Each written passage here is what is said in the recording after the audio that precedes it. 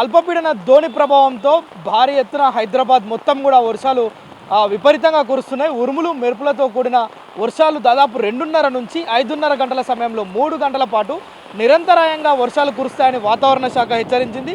ఒక్క హైదరాబాదే కాదు, తెలంగాణ వ్యాప్తంగా ఉన్న హైదరాబాద్, జనగామ, మహబూబ్ నగర్, మెదక్, మేడ్చల్, రంగారెడ్డి, నల్గొండ, వికారాబాద్, యాదాద్రి భువనగిరి జిల్లాతో పాటు సిద్దిపేట జిల్లాలో కూడా విపరీతమైన వర్షాలు కురుస్తాయని చెప్పి ఇప్పటికే వాతావరణ శాఖ అంటే దాదాపు 40 కిలోమీటర్ల వేగంతో వర్షాలు కురుస్తాయి, వేగంగా గాలులు వీస్తుంటాయి. ప్రజలందరూ కూడా అప్రమత్తంగా ఉండాలని చెప్పి హైదరాబాద్ వాతావరణ శాఖ హెచ్చరించడం అయితే చూస్తున్నాం. అయితే ప్రజలందరూ కూడా ముఖ్యంగా హైదరాబాద్కి సంబంధించి భారీ ఎత్తున వర్షాలు కురుస్తున్న నేపథ్యంలో ఆయా ప్రాంతాల్లో జలమయం అవుతున్నాయి రోడ్లన్నీ కూడా. ఏదైతే లోతట్టు ప్రాంతాలు ఉంటాయో అవన్నీ కూడా మొత్తం కూడా నీటితో నిండిపోయినాయి, వరద నీటితోటి. మనం చూడొచ్చు, జూబ్లీ హిల్స్ ప్రాంతంలో మనం ఉన్నాం. ప్రతి రోడ్లు కూడా ఇదే విధంగా కనిపిస్తున్నాయి. ఎక్కడ చూసినా చెరువులను తలపించే రోడ్లు, కాలువలను తలపించే రోడ్లుగా మనం చూస్తున్నాం. ప్రస్తుతం హైదరాబాద్లో సాయంత్రం 5:30 వరకు ఇదే పరిస్థితి కొనసాగుతుంది.